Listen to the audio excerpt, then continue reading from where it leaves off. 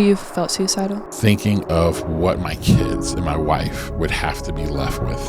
That's the only thing that kept me alive. When you're in a place where you genuinely believe the world is better without you, you believe that this business would be more successful if you were not here. If it's just about you, you won't get through it. Welcome back to another episode of the New Rules Podcast. It's your girl, Bri, and I am here with Mr. Adrian Crawford. How are you doing today? I'm doing well, Bri. I'm doing very well. How are you? I'm doing lovely. This week has been a wonderful week so far. It has been a wonderful week so far. Let the people, if you're watching on YouTube and everything like that, Bri, you got some new art. I got tatted. Yeah, so I've been wanting to get hand tattoos for a very long time now. Yeah. But yeah, they're lovely. My favorite one, Ghost Rider on the hands. It's something that's internal for us, but something that's going to be coming to the street soon. I can't, because it's a little bit of a different meaning. That's the only one that I'll explain the meaning to on the podcast. But I have Ghost Rider. The reason why is because we've talked a lot about what does it look like to just influence industries and ideas as someone who is also anonymous. And to me, that's been a sovereign theme in my life. I feel like a lot of what we do out of this place, or even like thoughts and ideas or language, I feel like a ghostwriter of, like, people may never know that that's something that I helped create it or something that I influenced. And so I find a lot of nobility in being able to shape things and shape the future, but in a way that doesn't hold so much weight on visibility. Yeah, no, it's really good. Really, really good. So, all right, well, Bri, we're going to take a dive into the deep end today's going to be a really fun episode. I think before we even jump into it, something that I want to say is, like, we're just so grateful for everyone who listens to the podcast. Yes. This isn't transitioning into us saying that we're no longer doing the podcast. Yeah. I feel like that started to sound like that, but that's not where we're going. But I just want to say thank you. Honestly, we've developed many strategies. We've had list of guests and dream guests and people, honestly, that I think we're maybe one or two people away from really being able to contact, potentially get on here that would bring a lot of, like, traction and visibility, honestly, to the New Rules Podcast. So we've worked on all of these strategies, and I think every time, God bless Lauren for all of her hard work, every time we kind of come to it, we never go through with it. And I think, honestly, I think our primary goal for the podcast has never been to turn it into something that is just, like, massive or has all these views and interactions. It's really been a diary of our origin story. Like, it has acted as a journal for us, something that is embarrassing. I'm humiliated whenever I go back and I look at the first episodes I'm a part of, because I'm like, who is that girl? Because it's not Bri. But I think that it's just so wonderful that we have not just these expressions of how it is that we're feeling, but we literally can go back in time and track how were we thinking about the ideas that have matured and evolved to what we believe in today, because, we go back and there's things that we disagree with, or thoughts that have evolved or even more layered and have greater depth to them. And so really I feel like that has been our primary goal, even though we get very ambivalent about whether we want to, really push it, try to expand it or not. And so I think that today's episode is just going to be another one of those boundary stone moments where we talk very, very honestly about where we're at and things that we've been wrestling with. And usually we do talk a lot about our internal worlds. That's something that we're quite transparent about. But even then, we don't get in a lot of vivid detail of that, because our focus is our ideas and our thoughts and how we're thinking about them. Based off what we want to create right now. And so, but today's episode is going to be really honest about what our internal world has been like, I think specifically over the past 3 weeks or so. And so we're really excited to jump into it.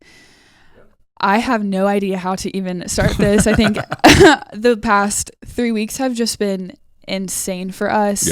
Not with just external things that are happening, but also things inside of our world. I was in California for what felt like 3 months. I was really only there for 12 days. And even, like, for me, I feel like so many things happened whenever I was there. But I think to start it off, could you just, I'm like, I don't even know how to start this off other than maybe just start by sharing what has been on your mind as Yeah. of late, and then we can dive in deeper. Yeah, I mean, mine kind of goes back even more, honestly, probably another 3 or 4 months of that. It kind of being some of the darkest times that I've actually been in. And you always think that when it comes to like mental health and getting better and whatever you want to call it, mental health, mental fitness, whatever, that what you end up doing, you think like, oh, the more you grow, the more you don't deal with that type of stuff. You know what I mean? Like, I'm already like mentally healthy or whatever. But it's just, especially when it's something that's just a part, it's not something that you actually have been freed from. It's just a part of it. It's just the next level. And what I've started to see the patterns, the older I get, is the patterns of my life is that as I go from one level to another level, this stuff happens, but it just intensifies more. And so these last 3 or 4 months have been incredibly internally intense. But what's interesting, why we don't talk about it, we talk about it on here, but go deep into it is because it's just my world. That stuff I feel and work through is just my world. It's where my internal pain and struggles, that's just always there, but it has been more. I'd be lying to say it has not been more in the last like 3 or 4 months. Yeah, I do want to dive into that piece for a second, because one of the, I think, challenges that I'd have with the podcast at times is like, we'll have these conversations. I'm like, I need to just be like, I need to say it on here exactly how you said it to me. And I don't think in any way the difference in how you describe it is like at all performative. Mm-hmm. It's just that unless you're in it, yep, it's really hard to look back and put yourself back into the place of just a place that is so incredibly dark. It's really hard to go there, even if it's for like the sake of being able to bring people in on it and have an understanding of what it's truly like. Mm-hmm. And so that's one of the things where after I'd be like, I asked you that question and you answered it, where like people will know a little bit of what you mean, but even in terms of like how vivid and textured it actually was for you isn't that level of detail that you would necessarily go in. And I even think of something Brooklyn said a few podcast episodes ago when she was like, Dad, like, I just wish that whenever you were in this place, you would tell us more. Yeah. Because it would actually be so helpful. And so I'm also grateful just for your willingness to go into things a little bit deeper today. Yeah. Why do you think that the past few weeks have been the most intense? I think part of my life has been that I believe I've been given a lot of room to paint from a lot of different places, like I've been able to try a lot of different things. But as I'm starting to get to a point where I really do believe like the next 10 to 13 years are really going to be this like really golden hour of like real, like just kind of monumental work. And what's starting to happen, I'm starting to see more and more clear. I think that sometimes you have to go through pain of things to strip down things. You have to go through the pain of things to get to the internal things of why I always say yes to a bunch of stuff. And so that's what's happening. I feel like it's just, people, in a church space, they'll say, oh, you go through this, like, this kind of pruning season or whatever it is. But it really is of just like, man, me being just shaped even more into like just a very focused person internally and externally. But there's been a lot that has to get carved out. And you would think like, hey, after a long time being in my professional life, all that, I would have it. But I just think that's just part of what has to happen. And I think a lot of this stuff is realizing, man, you have to wrestle through so many different things because all of a sudden you're like, oh, I thought I was farther along, or, oh, man, I didn't know that was a thing. And then you feel shame about that. You're like, how am I still dealing with this at this point? I thought I already had that done. But it's so then you deal with that. Okay, so that is like broad. Yeah, what was that for you? Like, that's good. What did you realize? I realized that one, just or still realizing. Yeah, I know. Seriously, I'm still realizing how much fear has driven most of my life. Like majority of my life is driven by fear. And I started recognizing that when I just have been writing a lot more, and I started recognizing when I was in high school, and I think I told you this story where I was like, my 10th grade year, I was one of the top 10 or 15 players in the entire city of Akron. I played JV basketball, and then I played varsity basketball a little bit because we were really good my freshman year. My sophomore year, I was so freaked out I wasn't going to make the varsity basketball team. I mean, that's what drove me all summer, all fall, was to make varsity, just to make varsity. When I look back on it and I zoom out, I was one of the top 10 players. There was no way I wasn't going to start. I mean, I ended up being second team all city, all this stuff. And it was like, but fear drove me. And as I thought about that story, I started realizing a lot of my life has just been driven by fear. And what's happened is that when fear has driven me, I just put my back against the wall. I just kind of turn it into something. But the older I get, what I started realizing was that fear started to paralyze me more instead of getting me to fight. And it was like lulling me to sleep versus like waking me up and pushing to it. And so that is where I'm like, but why am I still dealing with this? What the hell am I still afraid of? Why do I need to be afraid of? And it's just, that's where shame hits, where you're like, I'm never going to get over this. Why am I dealing with this? If I would have, then you start thinking about, if I would have had this when I was 35, then I'd be farther along. So you start living in that whole world of like, if I would have did this then and whatever. And so you stay there, and then that becomes a cycle you just have to fight through, because that shame leads to depression. It leads to sadness, and it just goes down that road. And so that's one thing of probably about 3 or 4 other things that I've actually had to go through. And it's just a lot of just work being hollowed out of me. So the part where you talked about how it's kind of a necessary, let's say like pruning or shedding, so that you walk into the next season more prepared for what's coming.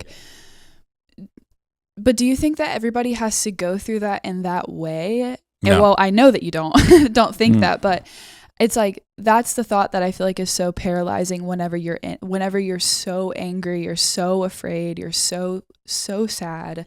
Like, the feeling is like, am I insane? Like, why do I have to feel like this level of, it feels like I have to feel this level of despair in order to go to the next place, but it doesn't, like that Alex Hormozy's not doing that. You know what I mean? Yeah. To go to the next level of like the impact that he's supposed to make. So I know that you can't really make sense of that fully, and that is like the pain of it all. But how do you try to, and what is that process really like for you?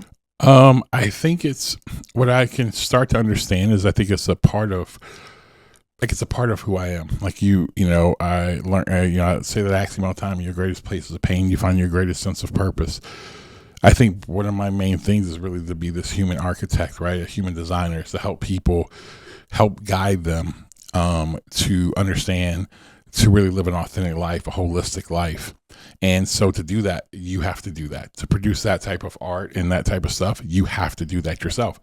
So the deeper the pain it has to become, because that's what I'm wrestling with. I'm wrestling with, somebody else who's doing other business stuff or whatever.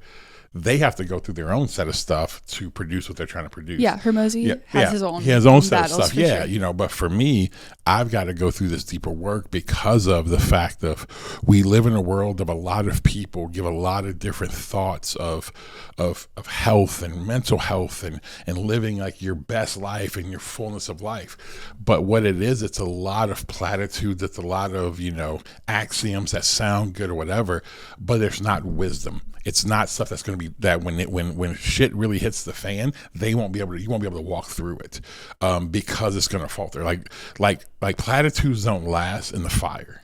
Like platitudes burn away in the fire. It's wisdom that actually turns into something when you're in a fire. It's something that can hold you when you're going through it, and you have to go through it. You do not produce wisdom. You do not be able to give people gold unless you've gone through fire yourself. And so that is what's happening with me, is because of what I'm called to. That's the deeper internal work that I have to consistently keep just working through, because I think of what I'm actually supposed to produce into the world. So whenever... could you maybe walk through a little bit more specifically when was the moment that you started feeling this way? And then when did it start to intensify, and what was that? Like, what are you thinking about? What are you doing with your time? Like, what was that truly like for you? I think it was, about a year, some change ago, I realized there was going to be a shift in, I think in our kind of, one of the things we were doing in our business, one of our main ones is in consulting. I feel like there's going to be a really shift. Now, this is before AI, AI was there, but for where it's taken off, how it has in the last 8 to 9 months, right? It hasn't. And so we just started seeing that, and I was like, man, we got to we got to start looking to change. And I'm always slower to some of that stuff. So I'm like, well, what if I'm hearing it wrong? Second guessing myself, whatever. But I kind of felt like it was. So that started to shift. What then started to happen is that, we had a main client, just kind of, hey, it was time. They had some financial stuff and struggle, so they roll off. Okay, no big deal.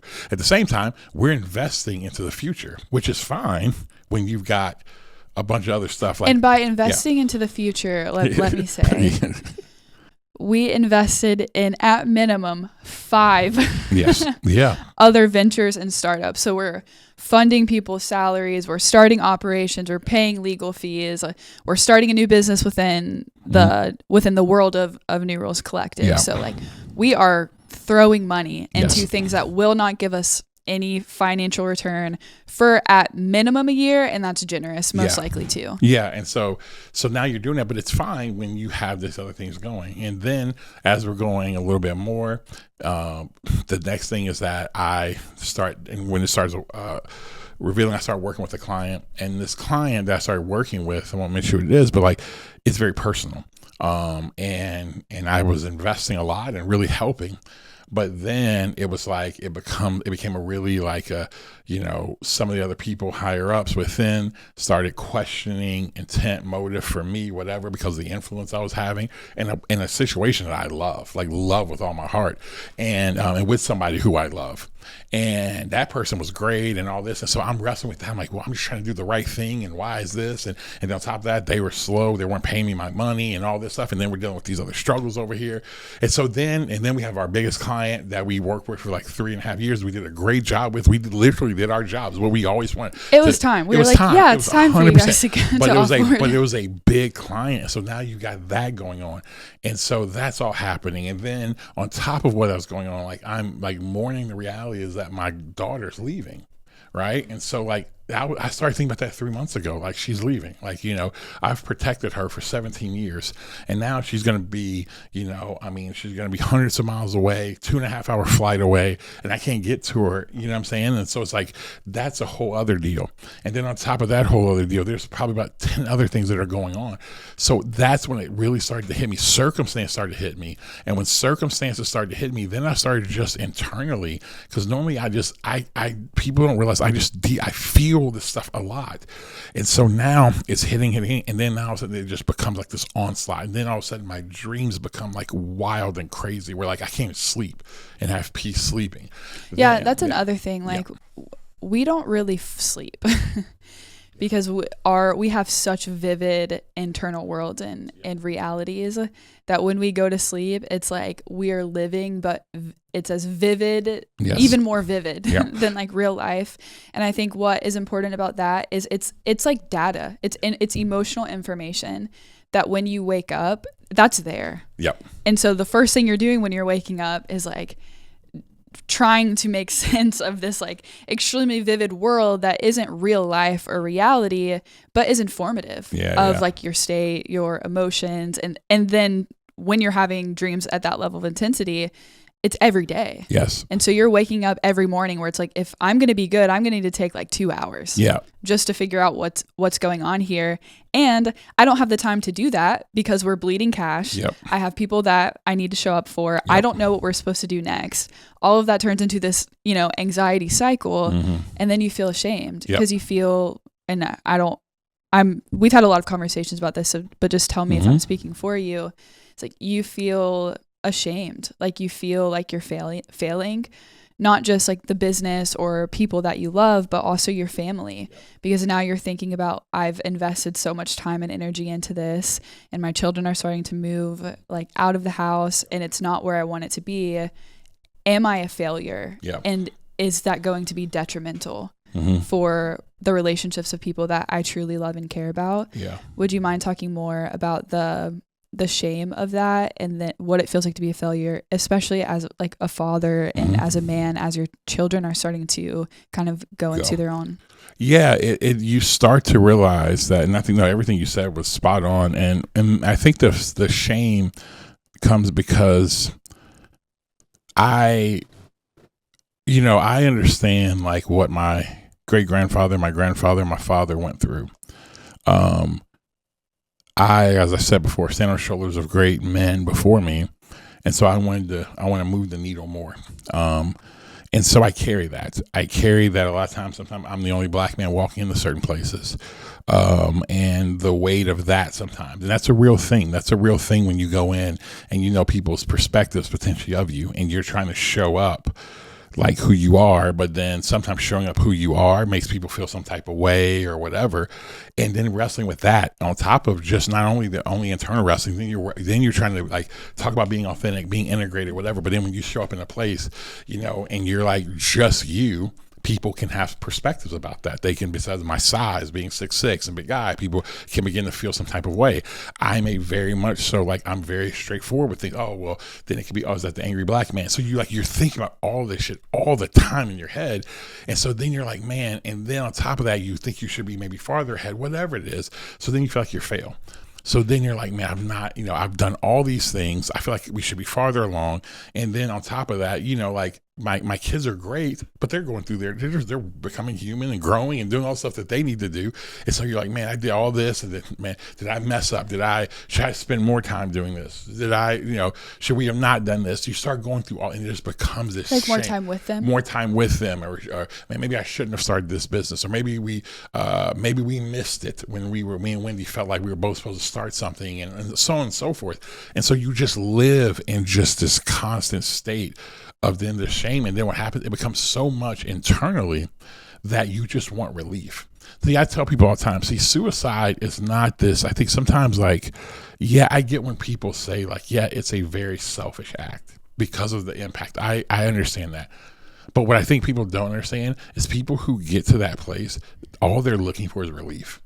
They literally feel so much internal pressure and pain that they just want relief. Just as if you had some type of, if you had like a blister or anything on your, it was so much pressure that it was hurting so bad that if you just like pop the thing, like it's going to alleviate the pressure, right? Or whatever. Like that's how you feel. And you're like, this is the only way. And sometimes it's like the only way out.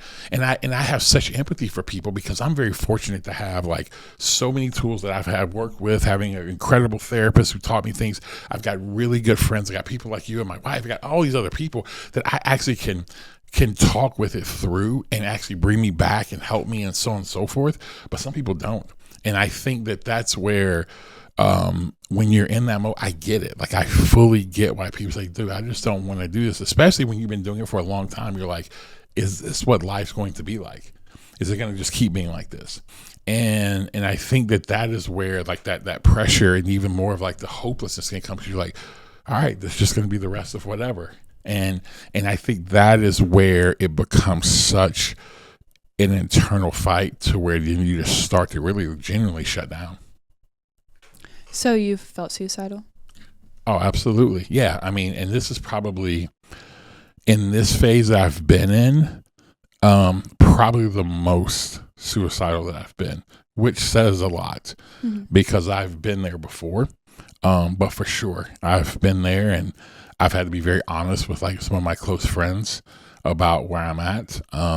The thing is, even before I start to really get there, I can feel it's happening. And so I will tell someone or a few people like, hey, and I've got good friends like, hey, do you need me to come? Do you need me to meet you? I've got friends of mine who live on the other side of the world who says, hey, I will get on a plane now and I'll stay there with you for a week. I've got friends like, just come out here for a week. I've got other friends like, yeah, wherever you're at, I'll meet you there, do whatever. And I do it before, because what happens is that one time it got really, really dark, and I got really close.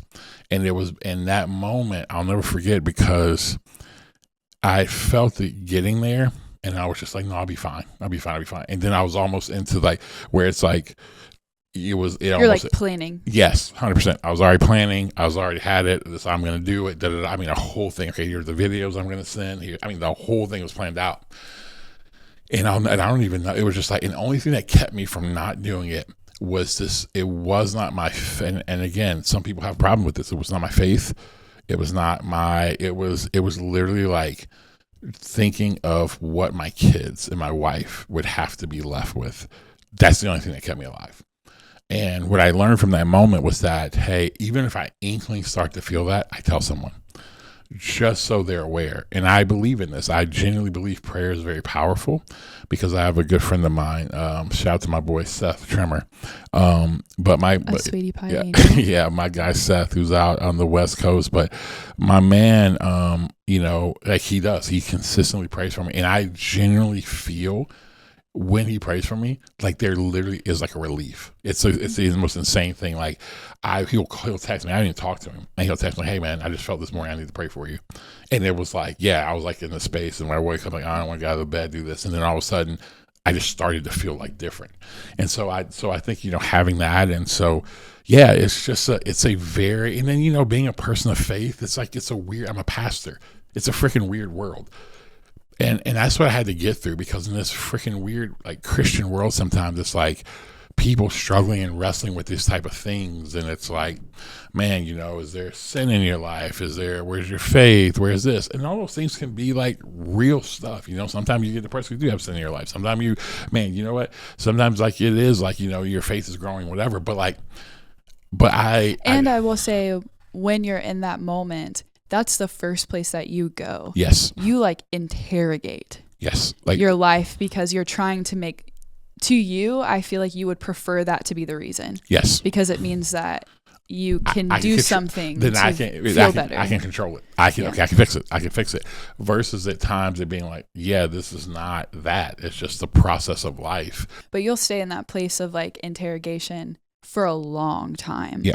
Where you're just like, what is wrong with me? Yeah. Like there has to be something that I'm doing wrong, and this is a product of that. Yeah, because I think when you are a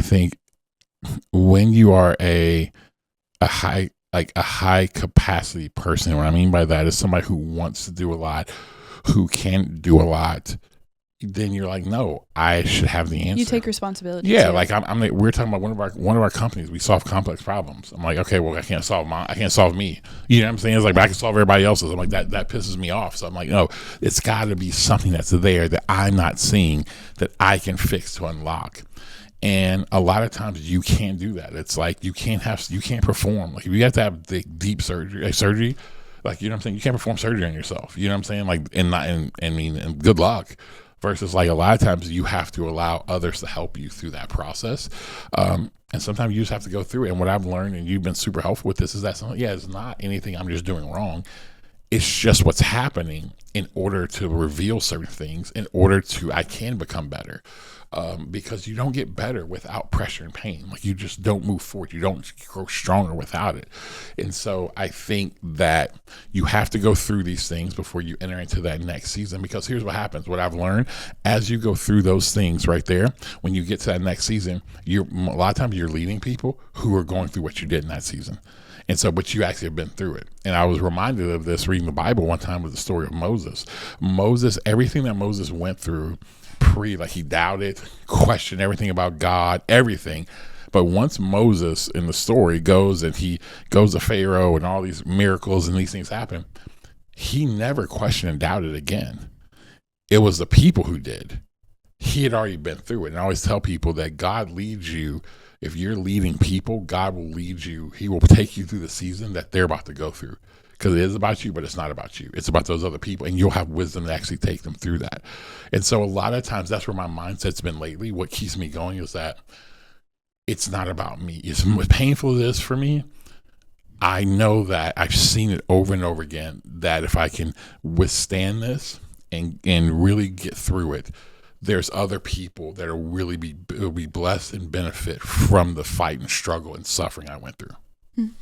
I want to ask a question about what it's like to go through this and be a pastor, be preaching. But before I do that, I want to say a little bit of a prefacing of a lot of people, hear these stories and they have opinions and they have beliefs about very specific guardrails that should be in place for someone who's going through this, who is communicating scripture, theology, showing up on a Sunday morning. Yep.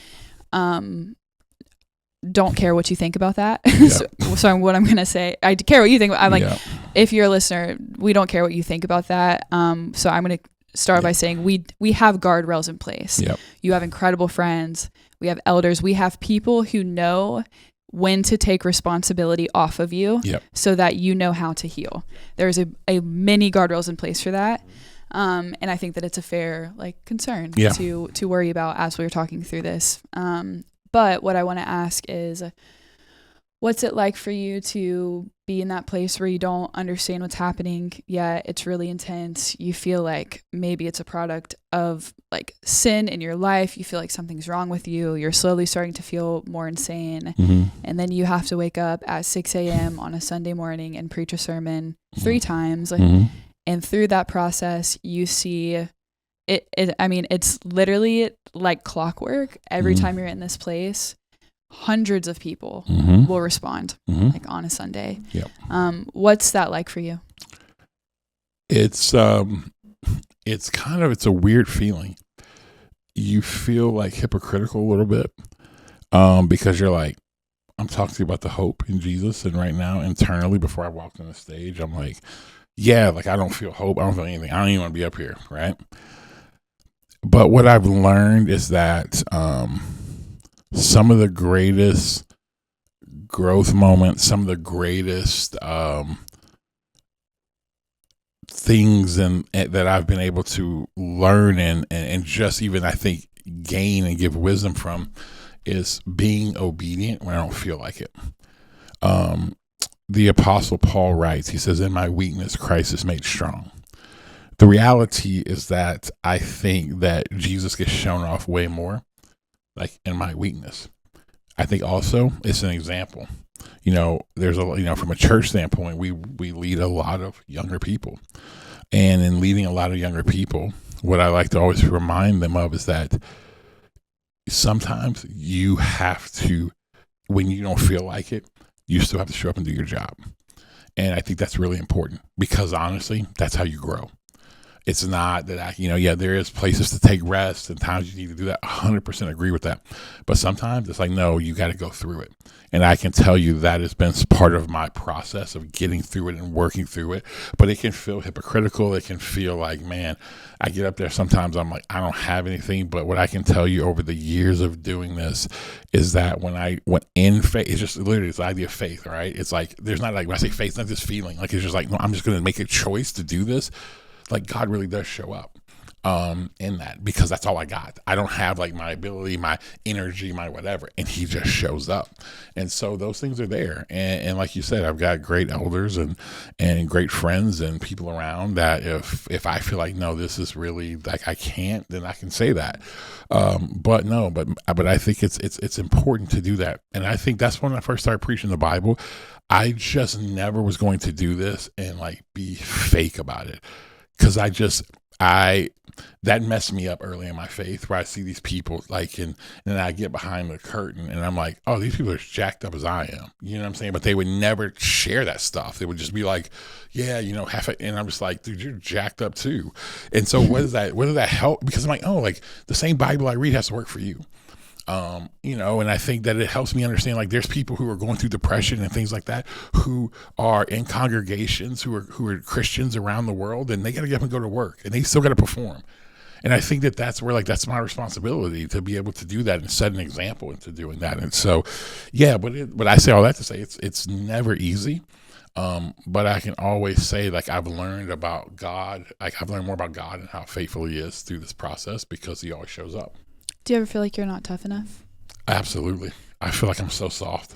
Like, because at times, like, when you especially deal with emotions, you're just like, why? Because especially when you're in a dark place, it can be the littlest thing that just breaks you down.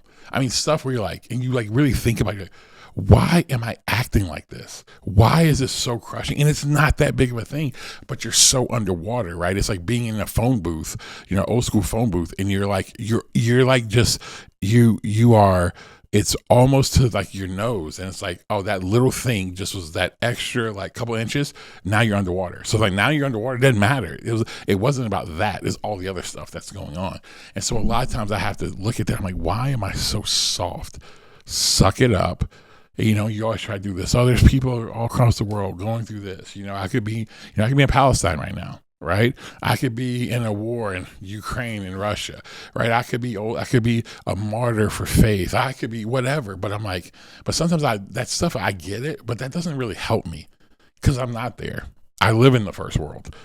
So it's like you're in it and I'm like, no, you have to deal with it. And those things can be difficult because there is a lot that's actually an onslaught that's going on. And so, so I feel that way. And it's just, which can lead to shame, which then just keeps you down that pathway of being more and more depressed. What's it like specifically, because I don't think you answered this part, to be in that place, be speaking, and then see so many people respond?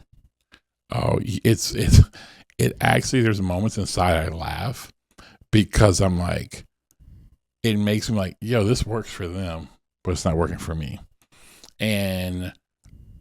But which is so ironic because you're just saying the same Bible that works for me must. Yeah, it is. I mean, you live in this constant back and forth paradox, and it's like in these, and when I look at it though, I'm just like, oh no, this is going to like change. And I think I've learned like when I'm feeling that the most is when I've seen some of the most like breakthrough and like for people's lives. Like, I mean, I remember this was maybe 5, 6, 7 years ago, something like that. I was speaking at a men's conference, a large men's conference, and I was like, it was one of those really rough seasons, super tormented. And one of my good mentors, Tim Johnson, who was there with me, and I was telling him what was going on. And he was like, and I was like, man, I don't want to go on the stage. We're in, when you're at a men's conference, all about toughness and all this stuff. I'm like, what I'm saying? I'm just over here like, yeah, competition. Dude. Yeah. I feel like, yo, dude, I just want a freaking blanket and like, I want a blanket and a coffee. Just and also your refreshing. Yeah, I say refreshing, lay in the corner and ball up and just like, I'm saying, let it be over. But he was like, no, these are moments where he's like, the toughness is that you're still going to be willing to do it. And I'll never forget speaking there. And like, there may have been 1,000 people there. I remember speaking and like legit probably 3/4 of the room. I was talking on it was funny. I was talking the idea of emotionality and like how emotions work and how, God came to sanctify not only your body, but your emotions and all this stuff. And that's what but I'm going through all this stuff, talking about that, but actually going through it and seeing 3/4 room to where like this last thing, a men's conference I was at, I had guys come up to me and say, man, when you spoke on that, dude, it's like my life changed from that moment. And so that's where it goes back to, in those moments of like, I realize when I see those life changes, I really believe like, no, and I've seen history of it, there are going to be some people there that they legitimately, their life changed forever. Like they will never be the same in that moment. And that to me, it gives me a small glimpse of hope. Because I'm like, no, there's going to be some life change here. There are like literally destinies, future generations that change because of this moment. And not because it gives you a sense of purpose. Yeah. And it's not because of like, I'm like some special like communicator. It's the fact of like, I just believe that when you have something to do and you show up and you give it what you have, like this magic can happen. And I think that's just what it does. And just magic happens and people respond, and it's a pretty powerful thing. Mm-hmm. I'll say too, because I think that is 100% true. And also I have the luxury of being in the green room Yep. with you between every sermon. And that's really just because we sometimes, interesting people like to rush to you after you walk off the stage. Yeah. And so I kind of quote unquote act as a security guard with all of my muscles and my toughness, to just kind of be there to make sure that you have the space that you need in between in order to prepare for the next hour of speaking you're about to walk into. And so I get to be in the green room in between those services. And there are times where we'll finish the last service and you walk in and you just walk in, you look at me and you're like, I'm getting out of here. You grab your bag and you walk out. Yeah. And I think it's really easy to hear that story and from the outside perspective to think like a pastor should be worshiping with everyone in between and after and available to everyone. And if you can't do that, then it means that you're not in a good space. And so probably something should change. Like, should you be speaking? There's all of these, I think, black and white assumptions or guardrails put on as if that is the right application of wisdom for you. Yeah. And it's not. It's that if you finish doing all of that and God showed up and he moved, and what is right in that moment is that you need to hurry home and go to sleep. That's okay. Yeah. But would you mind talking about the times where you walk off and you're just like, you genuinely feel like, I hate myself. I hate God. I don't understand why I'm doing this, and I don't want to be here right now. No, yeah, and that happened this past Sunday. I mean, the last service I preached, I mean, it was so powerful. But as soon as I walk on the stage, I'm like, it really was that. Like, I hate myself. I can't. I'm like, God, you're just cruel because you keep making me do this. Blah blah blah blah. And I was like, hey, and I walked back there. I was like, hey, I gotta go. Like, I gotta go. And here's what I would say to people: is that we criticize leaders when they fall and when things go sideways, but we also create the culture that lets that happen. And that doesn't mean they're not have responsibility. So hear me in that. But we create the whole like star, I got to hear from you, the one person, the one rock star leader, man of God thing, whatever it is. And that's what I only can hear from them. And one of the things that I've worked really hard to is to create, not only in the church, but like even in our business, that I am not the sole go-to person. Like in the church space, it never shows in the Bible that this one person, you're the pastor, you have to do all this stuff. It doesn't say that. It actually talks about a plurality, elders, other leaders, doing other work. You see it so clear. So I tell people, it's a difference if all of a sudden me leaving and there's not people there to help care for people. That's a whole different ballgame. But there are plenty of people there that can care for people.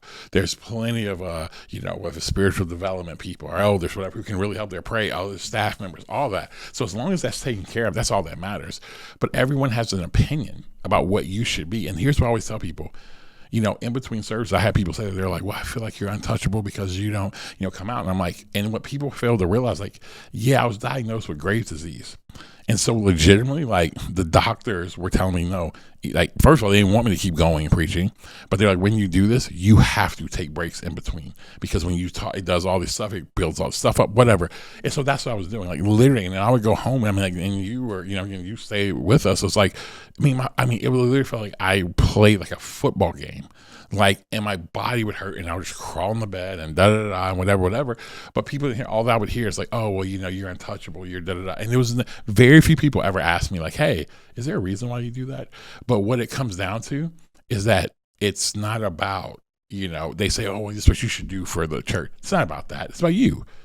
And that's okay. Here's what I realized. I'm no different though. I read the Bible. It's human history, man. Like, people just exist for that. Like they think about themselves, and I can't fault them, because there's some moments where I think about myself a lot. And so I'm not like, I'm not being like, oh, I can't stand those people for doing. No, it's just it's what people are. It's what we do. It's part of our broken nature. But I also think too, because then it kind of begs the question, like, oh, why wouldn't you just tell people that or help people be aware? And I feel like one of the reasons why you don't take that posture either is because your posture is truly like, oh, I understand why you might think what you think, that this is what I should do. And I'm going to genuinely walk you through why we have, because we don't have this system because you were diagnosed with this. Mm-hmm. We have the system for a lot of other reasons. And it would be the easy thing to say, I do this because I feel sick. And it's like, no, I do this because this is our structure, and this is what I believe is biblical and what I believe is right for here. Yeah. And I would say this, and I think that honestly, here's probably one of the big reasons why I do it. When people say stuff like that, if you want to get me pissed off about something, it's this part. When people say, oh, well, hey, you can meet with, hey, here's Pastor Jamie, here's Pastor Derek, here's Doc, here's whoever, anybody elders, whatever. But no, I need to meet with you. You want to piss me off more than anything else? That's it. Because here's why. I'm never going to let you diminish the voice of those men, because I know how faithful they are and I know who they are. Their voice is as literally, I don't say, oh, we have a plurality of elders and I'm just saying that. No. They have a voice, and their voice matters, just like my voice matters. And so I'm never going to, because if I do that, what I'm saying is my voice and my wisdom is way more important than what these guys have to say. And I will never do that, because the truth be told, you actually probably want them pastoring you more than you want me. Because for me, like, some people want me today. I was like, you have a different skill set. I have a different skill set. But here's the other thing too. You say you want me to help you until I help you. Because for me, I go right to the root of it. Like, I'm going to, you got other people who we have, they're phenomenal. They'll get to the root, but they're going to walk you through it. Me, I'm just going to tell you from the jump. This is what you are. This is what's going on. In 5 minutes. And what happens with a lot of people? Oh, well, I didn't feel loved or cared for. Is this the problem? Okay. And then deal with it. Some people can handle it. Some people can't. That's why I use my skill set to the things that I can. So anyway, but at the end of the day, here's what all this does. All this other crap goes back to this. I believe God allows all this stuff to happen to me. I'm able to go through it because he's just killing the things in me that are not healthy. The desire to want to be liked, the desire for everyone to see me in a certain light, all that stuff, he just kills it. And so, like, there's people with so many opinions, you know what I'm saying? There's people like have all these opinions. There's people they have opinions for days. And times I want to chase all of them. And here's one of the things that I'll end with that I feel like I've learned through this whole process. Is that as much as I talk about, man, like you said at the beginning, ghostwriter, underground, man, we're trying to build influence. I think that's true. But in the same breath, I think a lot of times I hide underneath that because of my fear of man. I now say, because if I'm out there, now you got an opinion about me. If I'm out there more, now you have an opinion about me. And man, will that crush me? People's opinions about me. And so then at times I'm frustrated because I feel like, oh man, like I'm not making enough of an impact. And you know what? So it's like, I want to be out there, but I don't want to be out there. But at the root of all of it is fear. It's literally fear of what if I get out there, I don't have it. And then it's like, or I can just hide behind this thing over here and, it looks all noble. But at the end of the day, someone was like, man, I just don't want to be out there because I'm scared that you're going to critique me, criticize me, do whatever. And one of my mentors said this to me recently. He says, do not let your fear make you unfaithful to God. Don't make your fear make you unfaithful. And what he was saying was that sometimes being out there is being faithful. I'm not, and you know what that means? If that's being faithful out there, and whatever that platform looks like, if you're doing what you're supposed to do, that's being faithful. But don't let that false humility lead you. And then, because you can have false humility and not be faithful to God because he's called you out there. And so that's what I'm learning in this process is that I just can't, that God is dealing with me with fear. I think the last 3 or 4 years, Bri, honestly, that's what he's been dealing with me on. Like he's dealing with me and killing fear in me because even when I got grades, at one point in time, they thought I had cancer. And they thought the level of how I thought I was going to die. At one point in time, I was feeling so bad, like, I'm dying. Like I'm legitimately, they're going to go in there, I'm going to get an MRI and they're going to tell me I got cancer all over my body and I'm dying because that's how bad I was hurting. And I would wait for stuff, and I'm talking about the level Which also Graves' disease as a name of an illness is just... It's crazy. That I literally got Graves. I will never forget. Like you thought you had cancer, then you found out you had Graves, and you're just looking at them like, so I'm dying. Like, why would you call it that? Yeah, so I'm saying it's like other people have it. It's like Hashimoto's or something like that. I mean, I would have taken Hashimoto's, whatever. I didn't know what that was, but Graves, I'm like, that's like. But but it is true. So it's like, but I'll never forget talking to Dr. Zoda about that, and I was like, Doc, man, I'm like all of a sudden I had this little small, all of a sudden something would happen and it wasn't a big deal, but it would go to this place like, I'm dying. And it was like, and I learned like, man, there was this idea, this fear that's being, and so that's what's been purged out of me over the last and continue to be purged out of me is this fear because I believe in this next phase of where we're headed. Like it's got to be fear cannot be the thing that makes me retreat. Fear has to wake me up and move me forward. So I think that we're getting close to the time that we're usually at, but at the same time, I feel like we've maybe talked about 30%. I know. All of this stuff, I think we could talk about this forever, but I think for the last piece, is there anything that we haven't covered that is important for this one? What I would tell anybody out there is that if you're going through that, if you have, maybe you're struggling through mental health stuff, whatever, is to really be curious and be compassionate. And what I mean by that is that sometimes those dark thoughts or where you're like, I can't think that, like you have to use wisdom, but why? Why do I feel that? Why? I started asking myself, like, why do I really want to die? And that dark thought, it took me down a road to help me get to the root of certain things. And so I would encourage you, be very curious, be compassionate. I would also encourage you, listen, before you ever get there, if you got a friend, listen, tell your friend, talk to them, let them know, make sure you find the right friend. Don't try to find a friend that's going to try to fix you, right? Because a lot of times what friends will do who's trying to fix you, their anxiety, they just don't like how you're making them feel. So don't do that. Find somebody who will give you room, but also find somebody strong enough who'll help you through that process. And in the end, it's just, this is a part of life. And I'm learning this. I'm super grateful for it. Because this is just the journey. I'm learning more and more that this is what this life is. It is a process and it's a journey. We're on the road, and there's ups and downs, and you go through hills and valleys on a journey. And so you go through it. And the thing is, but the most important thing is just keep your feet moving. You keep moving in a direction that you're supposed to go. And as you do it, it really does get better. And I'm talking about somebody who's naturally melancholy all the time, that like, I know things get better. And so my bright light may not be as bright as somebody else's, but there is light. And so I just want to encourage you. It's just like very bright light. Yeah. So I just want to encourage you to just keep your feet moving. That's the number one thing I can tell anybody going through it. You wake up, be like, man, I don't want to do, okay, here. Then, your win for that day, man, you got out of bed. That you got out of bed and you actually just went to work. You may not perform great at work, but you got to work. Dude, that's a win. You have to celebrate that. And then you got to, you know what? This is one thing, put my foot in front of the next one and do that. And so I think that's just all part of the process. And as you do that, you will continue to move forward, and you'll continue to keep getting better, in that way. And here's the other thing. The reason why you have to do it, because I always believe this, the pain that you go through, as you get through the other side of that pain, it's really so that you have a message and you have gold to deliver to other people. That's what you have to hold on to. If it's just about you, you won't get through it. But if you realize on the other side of this, there's gold to give to other people, there's wisdom to give to other people, that'll push you through it. And so that's why we go through the pain. That's why you stick, because there is messages and wisdom and gold that you need to go give to other people. Mm-hmm. Yeah, I think that we could probably do an entire episode maybe just on our relationship. And I think the uniqueness and the layers of that, and I think the wisdom that we've learned just in working together and working through all of the different like roles and different ways that we interact.